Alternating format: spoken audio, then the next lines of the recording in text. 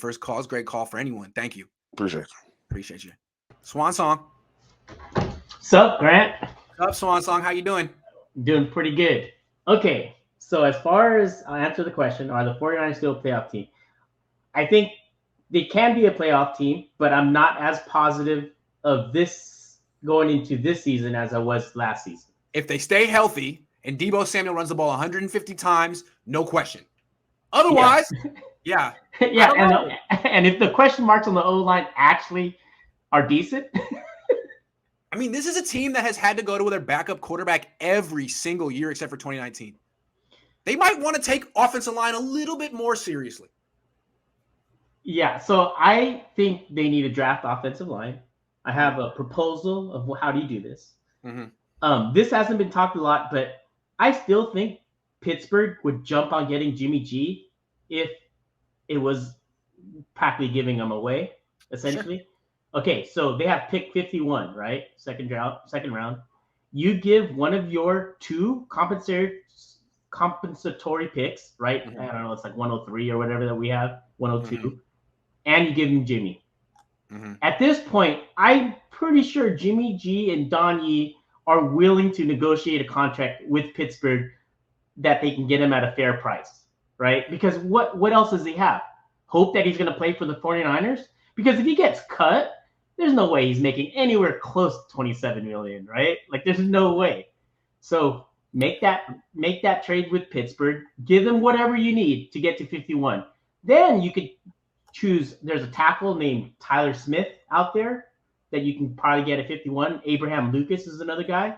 Or if you want to get frisky and if Christian Watson is around by the early second round, which I don't think he will at this point, but let's say if he is, you take 51 and 61, trade up to the Jets 35 because they have two in the second round. They have 35 and 38. Mm-hmm. You give them 61 and 51 for 35. You take Christian Watson. Moving up. See, I'm actually more interested in trading down. I think the Niners need like more picks in the top 100 or the top 125. I get your point there about just trying to get as many as you can, but the problem is this roster's pretty filled out. Like, unless you plan to cut some people, I mean, filled out as in numbers. A starter at nickel, a starter at guard, a starter at tackle, a starter at running back. I don't know how filled out this roster is. That's my whole point. Yeah, I guess what you could do is they have like 4 or 5 Pro Bowlers or all pro guys, but actually they've just lost 4 or 5 starters. Yeah, what I mean by filled out is that I guess you could have a big competition, but then all the guys that you have right now as depth, those guys would lose their jobs to those draft picks, right? Because the Niners aren't just going to cut a draft pick unless they put those draft picks that lose into the practice squad. Mm-hmm. So I'm not sure how many spots they're available. I mean, I get what you're saying. Yeah, we have a lot of question marks for sure that need to be answered. And of course, offensive line is the biggest one. I just have this worry that the Niners think offensive line, what we're seeing right now, is what we're going to get.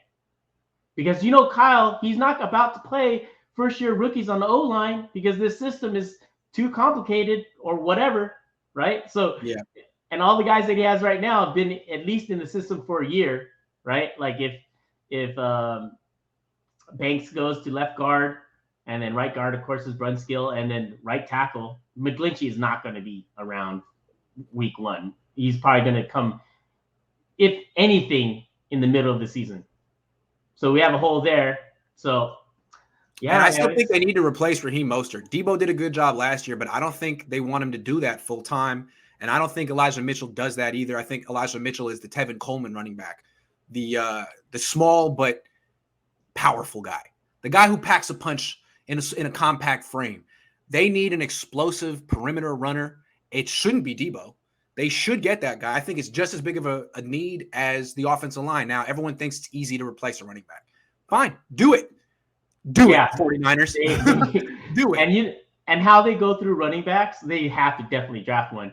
If James Cook is there, you grab him. But there's another guy that you get in the 5th round probably, is this guy from, I think, Louisiana, Pierre Strong Jr. He ran a 4.3 something 40. He's from South Dakota. Yeah, he ran a 4.3. Yeah. And that'd be an interesting pick.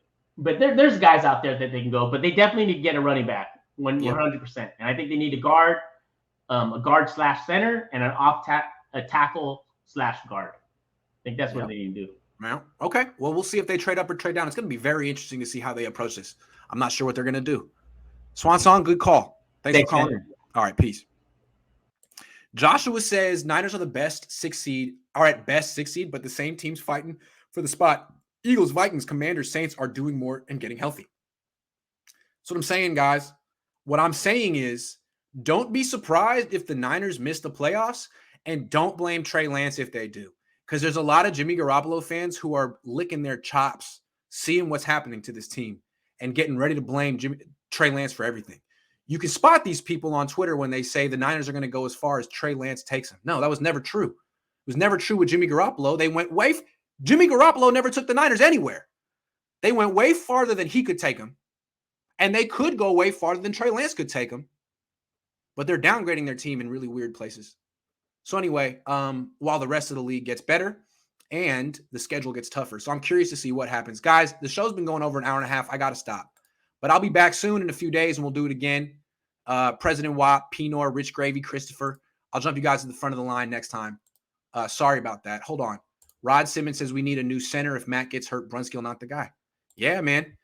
37-year-old center. That's a question mark. The Niners have big question marks on their offensive line right where you don't want them.